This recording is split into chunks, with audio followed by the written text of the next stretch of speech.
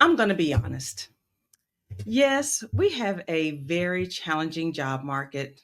As of May 2025, the unemployment rate is 4.2%, higher than it was during 2023 and the early part of 2024. And most economic forecasts expect it to remain relatively stable or rise only slightly. However, you're still employed or stuck in a job that you don't like because you don't have a job search strategy. And blaming the job market is just an excuse to avoid admitting that your approach is all wrong. After coaching hundreds of job seekers and seeing this from the HR side, I know exactly why you're not hearing back from anyone. Your resumes are getting slaughtered by these applicant tracking systems, and your resume will probably never see the pupils of human eyes. And the ones that do make it through, well, they're just drowning in a pile of candidates who all look exactly like you. So, what's the situation? You've applied for hundreds of jobs and you're still unemployed or still in that job that you can't stand. Stop blaming the market. It's not the market. You're using the market as an excuse. The truth of the matter is, your strategy sucks. But today we're going to fix it. What's up, everyone? I'm LT and Rocky.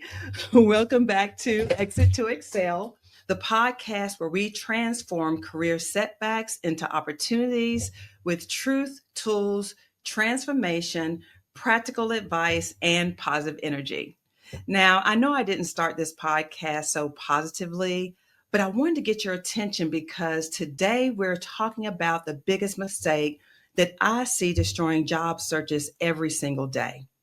Now, if you missed last week's episode on building your personal brand, please go back and listen because what we're covering today builds directly on that foundation. Now, we rolling good in our series called Play to Win, Stop Applying, Start Competing. And today, again, we're going to tackle the biggest mistake that I see job makers make. Today's episode is called Stop Spraying and Start Focusing. And we're going to talk about why applying for everything actually hurts your chances and how the ones who know how to really play the game successfully create a target market strategy that gets results. So think about this. When Tom Brady, one of the best quarterbacks arguably ever to play the game, when he drops back to pass, does he just throw the ball to anywhere or anyone down the field, hoping that anyone is going to catch it? No. He reads the defense. He knows exactly where his receivers are going to be.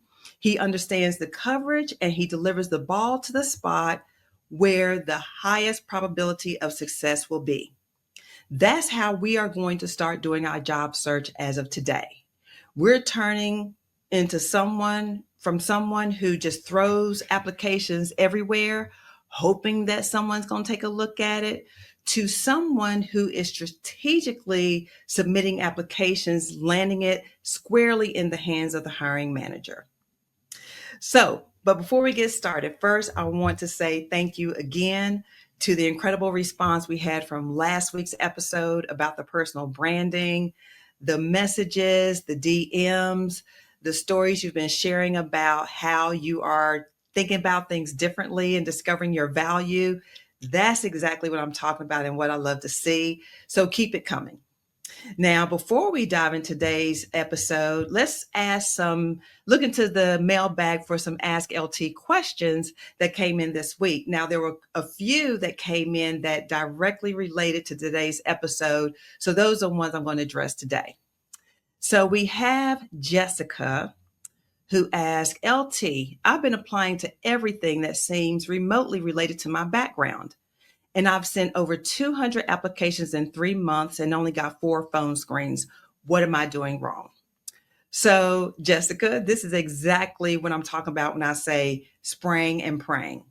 You see a job that you think you may be, eligible for, may be a good fit. So you submit a resume.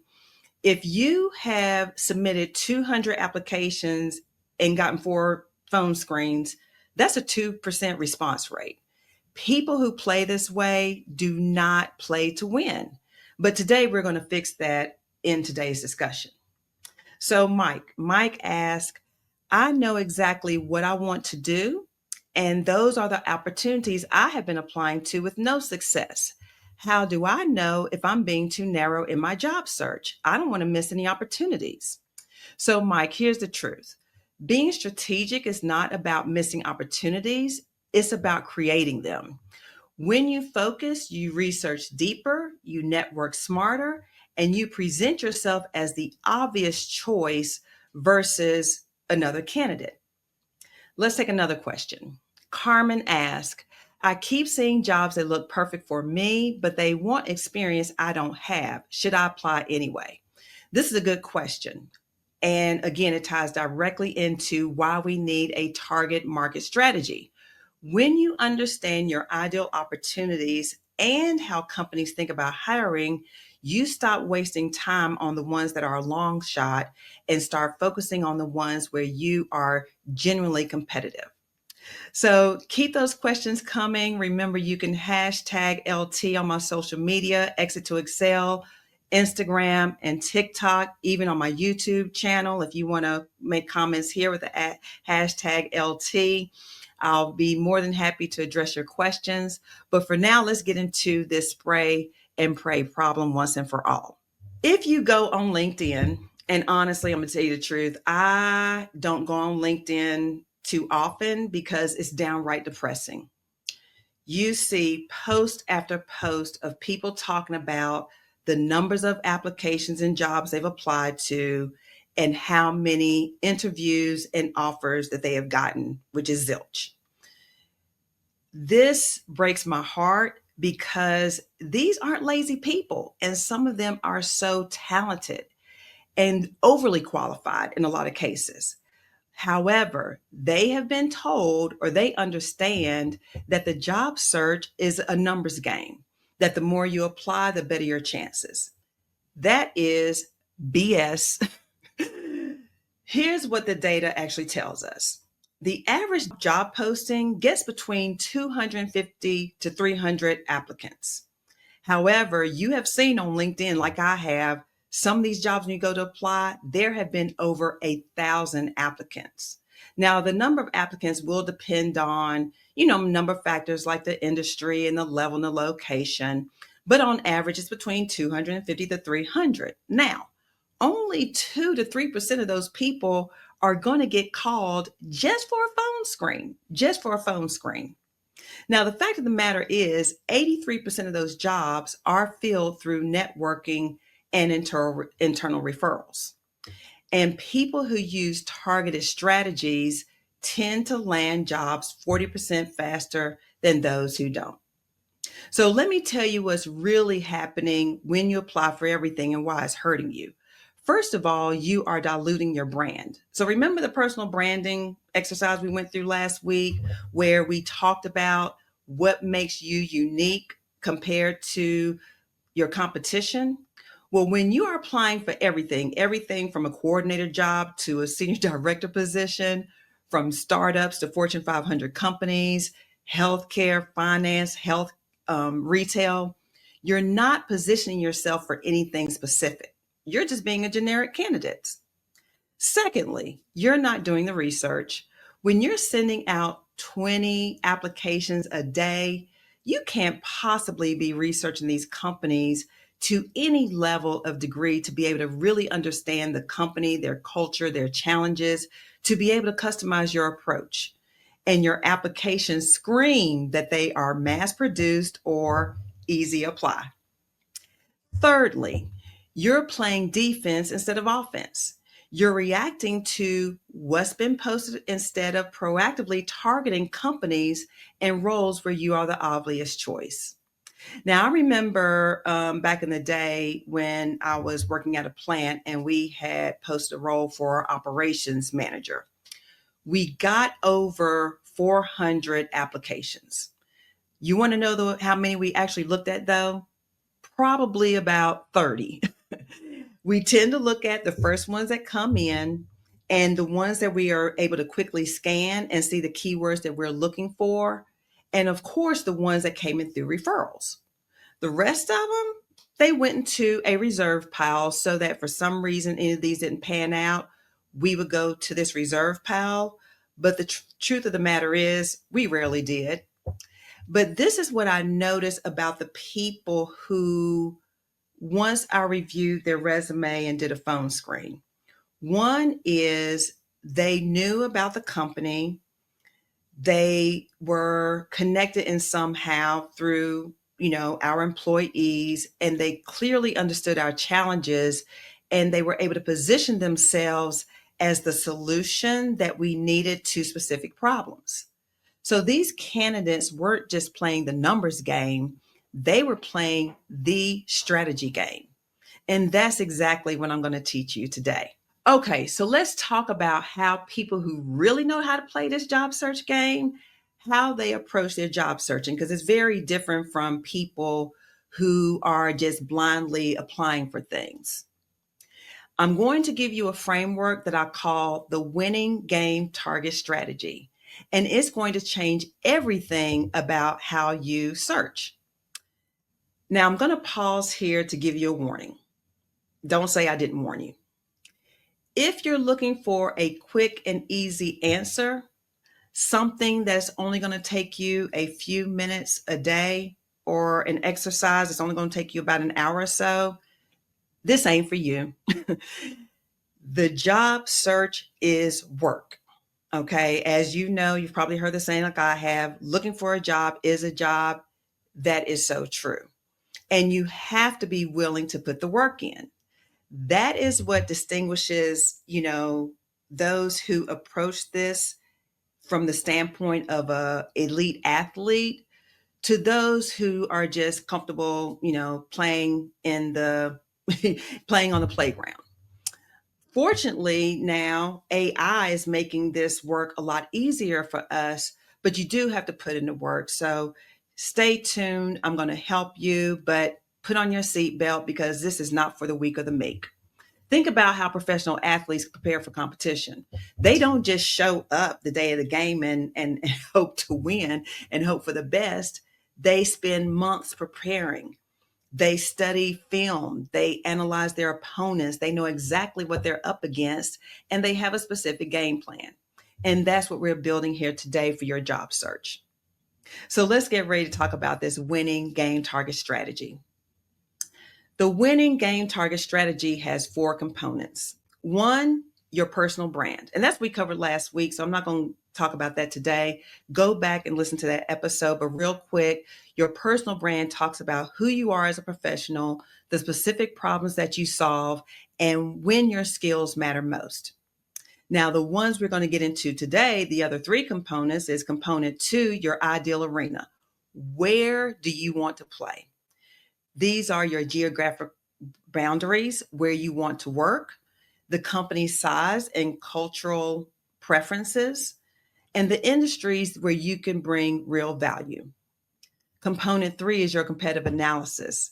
You're understanding the landscape. You're identifying your competitive advantages, and you're recognizing where you fit best. Component 4 is your target list. These are your 25 to 50 specific companies that you want to pursue. You're going to prioritize them based on fit and opportunity, and you're going to constantly refine it as you find out more. Now, this is why this approach works. Instead of being a generic candidate applying to random jobs, you become the specialist who solves specific problems for specific types of companies. So let me give you an example. I had someone I was working with, a client, I'll call her Sarah, and she was a project manager. Now, there are thousands of project managers out in the industry, as I got to learn working with Sarah. And she had been applying for anything that had project manager in the title. Everything from manufacturing companies, tech startups, healthcare systems, consulting firms, you name it. However, after 6 months, 300 applications later, she had only gotten 6 or 8 interviews and no offers. So we started working on her winning game target strategy. First of all, her personal brand, and she had a pretty good personal brand. She was the project manager who had rescued failing digital transformation initiatives when companies were losing money and stakeholder confidence. So she had a very strong personal brand and a very unique niche. Her ideal arena, we identified her ideal arena as being mid-sized companies, 500 to 2,000, in traditional industries like manufacturing, retail, financial services, within a 50-mile radius of her home, and companies that were typically 2 to 3 years behind technology adoption. Now, her competition analysis. Most project managers were generalists, but her specific experience with legacy systems and the integration of those made her a rare and valuable force within her target companies. So then we got to her target list. We were able to identify 35 specific companies that fit her criteria and were likely going through these digital transformation challenges. So after using all that intel, in the next 8 weeks, she had 6 interviews and landed 3 offers. She ended up taking a job in a manufacturing company where she was coming in known and seen as the expert that they needed for their digital transformation initiatives. Same person, same skills, but a completely different strategy. Instead of getting lost in a crowd of 300 generic project managers, she became the obvious choice for that company because of the challenges that they had. So let's talk about component 2, building your ideal arena. This is where people either get too broad or they're too narrow, but now we're going to work on finding that sweet spot. Factor 1, geographic boundaries. Now be honest. Are you local only, meaning that you want to be within a reasonable commuting distance? Are you regional? Are you willing to move around your state or region? Are you national, willing to relocate anywhere?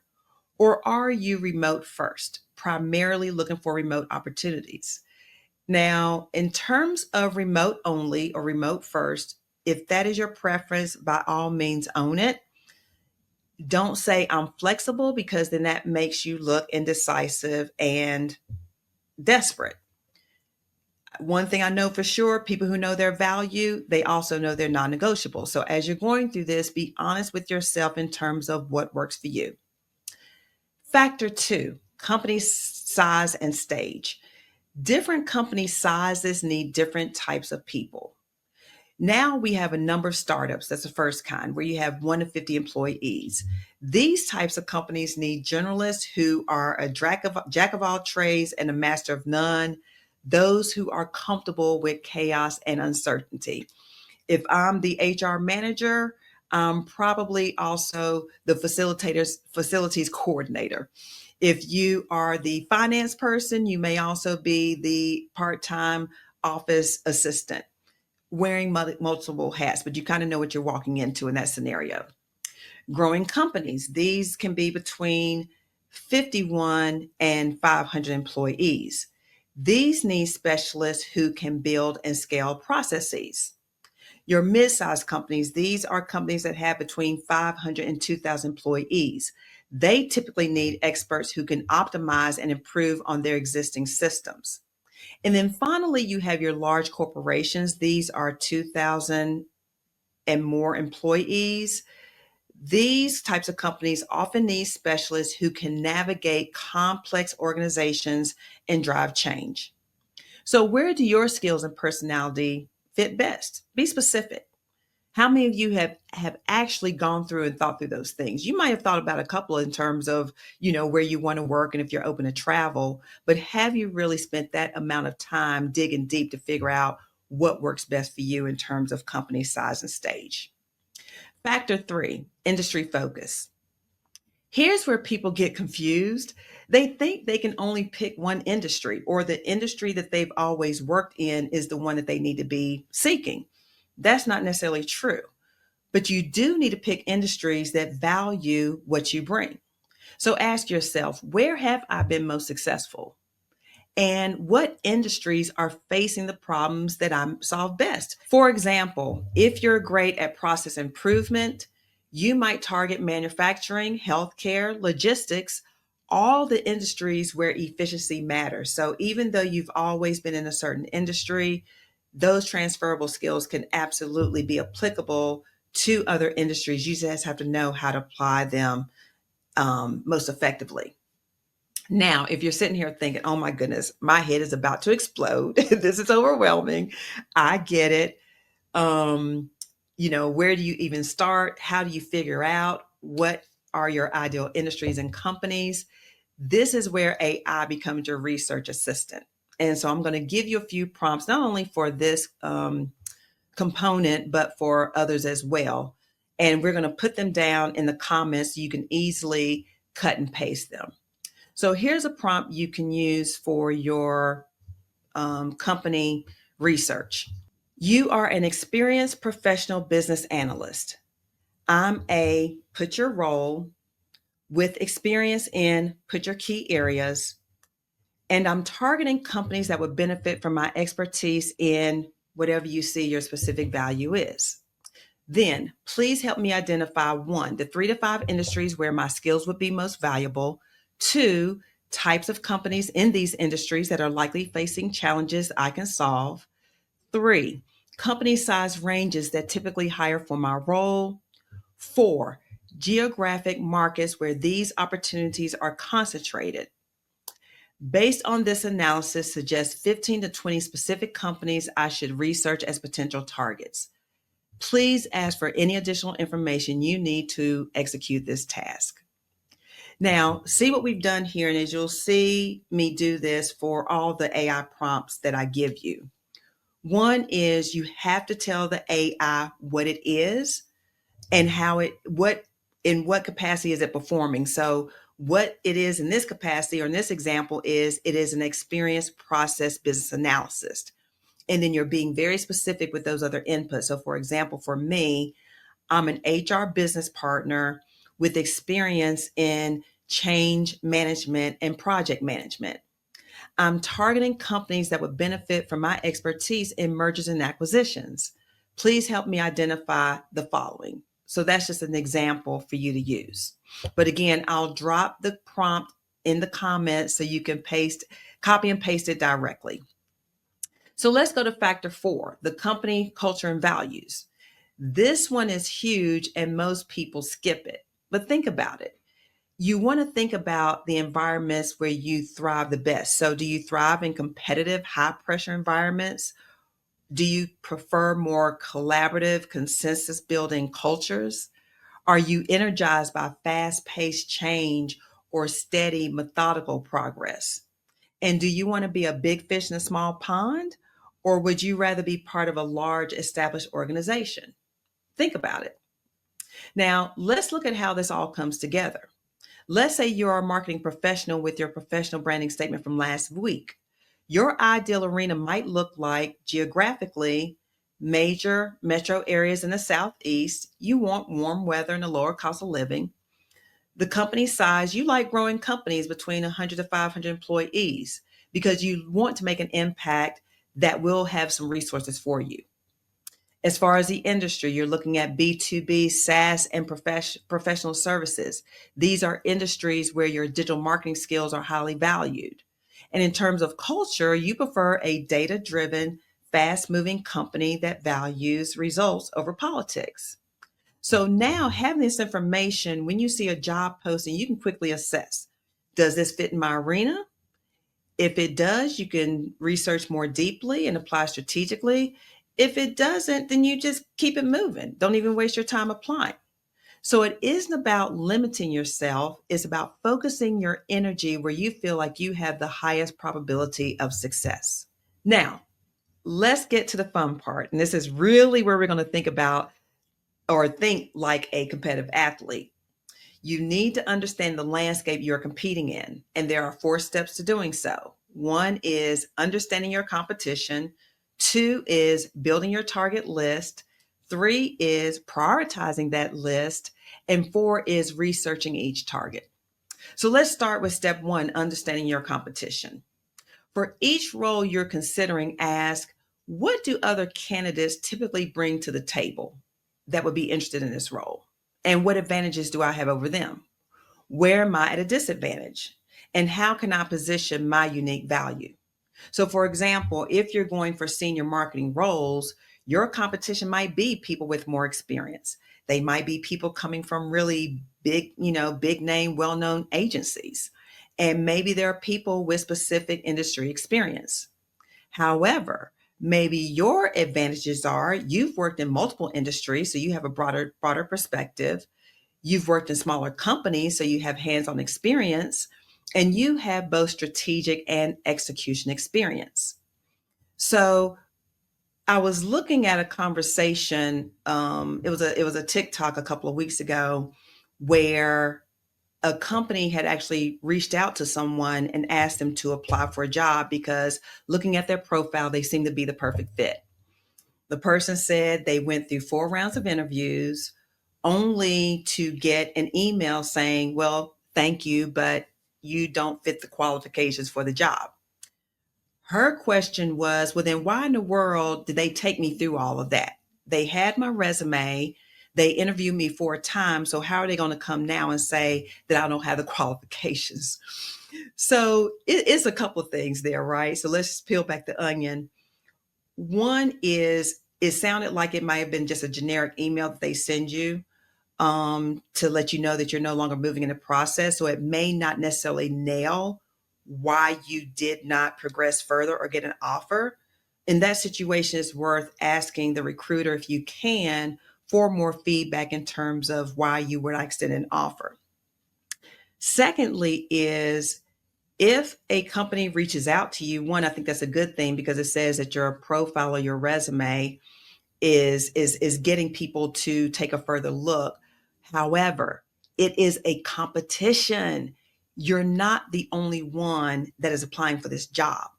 You may have people who are from that exact industry. You may have people who have more experience. You may have people who have these big marquee company names on their resume. You don't know. That's why you have to always keep in mind, I got to be better than the competition. I got to be better than the competition. And until you get that job in hand, it's game on. And you got to bring your A game every single time. Now, if you are struggling to identify what your competitive advantages are, then I'm going to give you an AI prompt that can help you. So the prompt is, you are an experienced career coach who knows a lot of information about the company type, size, or industry that you're targeting. I'm targeting what your specific role is at, and then put in the company type, size, or industry that you are looking at. Help me understand, one, what qualifications and experience do typical candidates for this role have? Two, based on my background, briefly describe your experience there. What are my competitive advantages? Three, what potential concerns might employers have about my candidacy? Four, how should I position my unique combination of skills and experience? And then five, what stories from my background would be most compelling for this type of role? Finally, ask for any additional information you need to execute this task. So you'll notice again with these AI prompts, it is very, very detailed. Now, I will say that Claude is my go-to AI tool of choice. However, where ChatGPT has a huge advantage over it is the memory. So ChatGPT, if you've been working with ChatGPT on all these exercises that I've been sharing with you, it's going to be able to refer back to that information and, that brainstorming. So a lot of this stuff is already going to have, and so it should be able to give you some very, very robust feedback and information. For Claude, oftentimes you have to recreate the prompts and feed it information again. So again, any AI tool I think will work for you, but I will say that ChatGPT, because it learns from all the data that you put into it, it is extremely effective in an exercise like this. So we'll put this prompt in the comments as well for you to be able to copy and paste it when you have an opportunity. So let's go to step 2, build your target list. So we're going to start with 25 to 50 specific companies. And again, these are specific companies by name. This is going to be your starting lineup. And this is how we're going to find them. Research method number one is industry leaders. You can look up the best companies to work for that list your target industries. These companies typically have good cultures and growth opportunities. Research method number two, check out lists like Inc. 5000, Deloitte Fast 500, or your local business journal. And you can Google fastest growing companies. Growing companies often create more opportunities. Research method number three, your network. Where do your connections work? Where have they worked? Companies in your network are automatically warmer targets and easier to get a foot in the door. And then research method number four is the problem first approach. Go back and think about your personal brand and what problems do you solve? Then research which companies are likely facing those problems right now. And again, you can do that through a Google search. You can do that even through AI and just looking at, trade periodicals and current news and all of that. That's how you can go about the problem first approach. Now, once you have your list, again, of the 25 to 50 companies, we're going to prioritize them in tiers 1, 2, and 3. Tier 1 are your top 10 companies. These are your perfect fit companies where you would be thrilled to work. And this is where we want to focus 60% of our time. Tier 2 are your next 15. These are great fit companies that check most of the boxes, and we're going to focus 30% of our time there. And then tier 3 are the remaining 20 plus companies that you identified. These are good companies that meet most of your criteria, and you're going to focus 10% there. So, step 4, we're going to research each target. For your tier 1 companies, you should know recent news and company updates, key challenges that they're facing, names of people in your target department. So for example, if I'm in HR, I want to know the key people in that HR department. You want to have a good understanding of the company culture and values, and then you want to know and be able to articulate how you can add value. Now, this isn't just for interviews. This is for the entire process, and it's invaluable for your networking, for customizing your resume and applications, and for your LinkedIn outreach. Now, again, I'm going to share with you an AI prompt that will save you hours of research time and help, speed along the process. So for each of your target companies, use this prompt. You are a professional business analyst.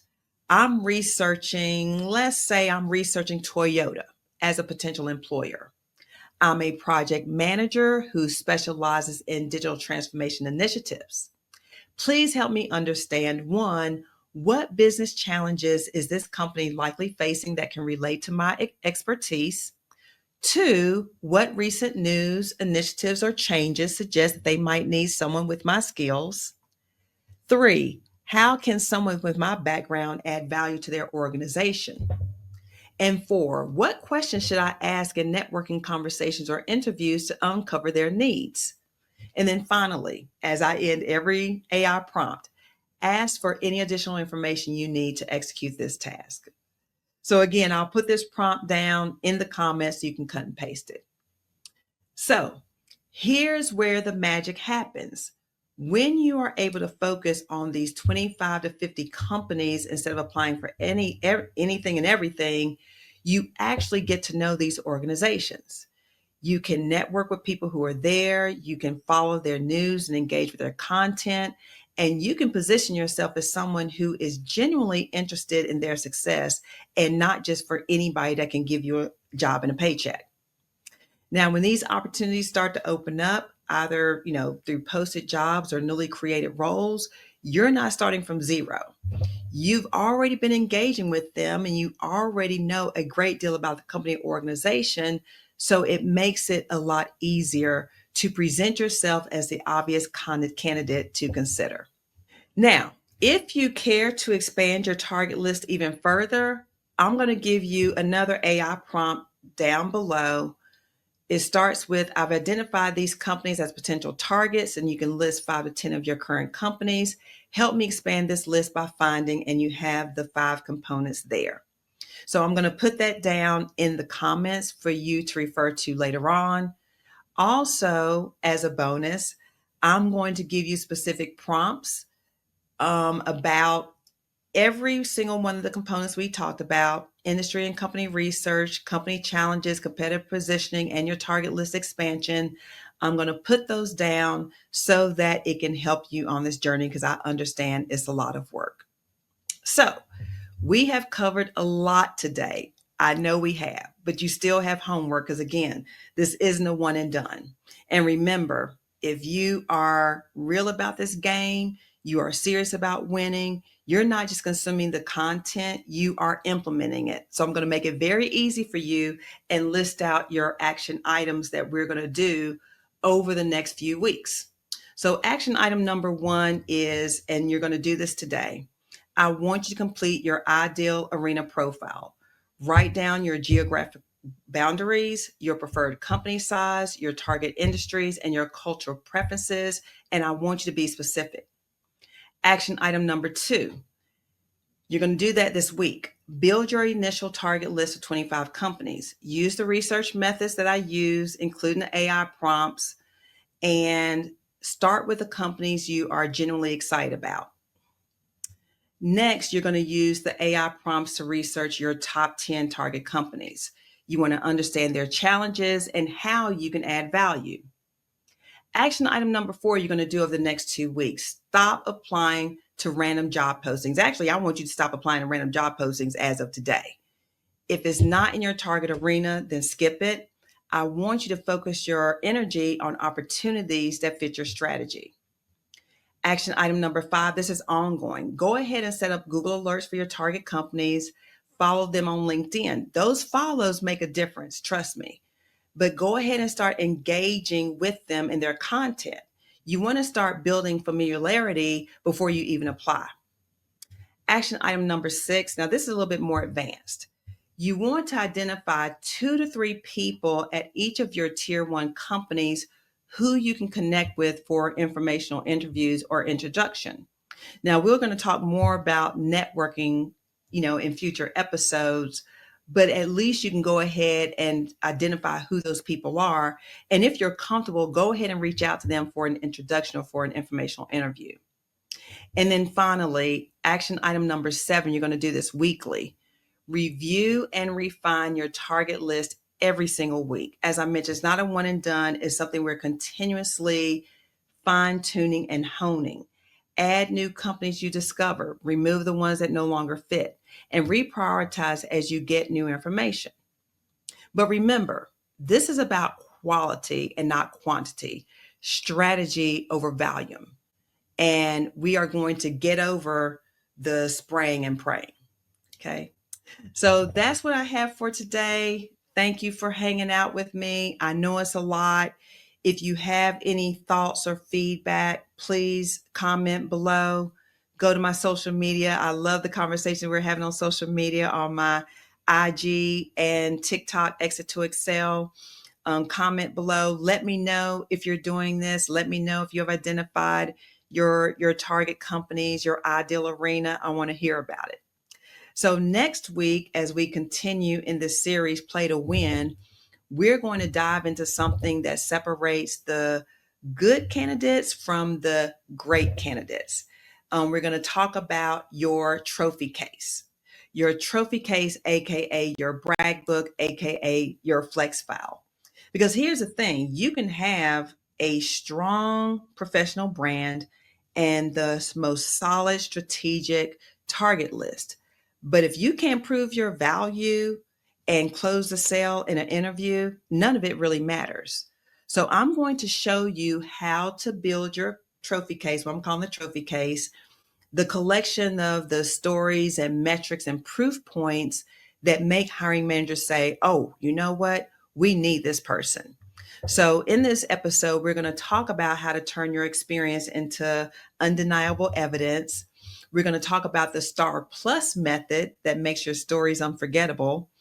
We are going to discuss how to quantify impact, even if you don't have obvious numbers. We're also going to talk about how you build an evidence file for different audiences. And as always, in each episode, I'm going to try to share with you some AI prompts that will make the job easier and help you discover stories that maybe you forgot that you had. Because here's the thing that I've learned after terminating so many people and, hiring and being involved in the hiring, process for hundreds of people as well. Companies don't hire potential, they hire proof. There's so much time and money invested in the hiring process that companies can't afford to get it wrong. So they want to see the proof. So we're going to talk about all of that next week to be able to start to set you up for success. So again, I know what you're thinking. This is a lot of work, and you're right. But I guarantee you it's a lot less work and a lot easier than the spraying and praying that you've been doing. But here's what I want you to remember. Real athletes and game changers aren't built in easy moments. They're built in the moments when they choose to do what others don't. And it's no different than for the job search.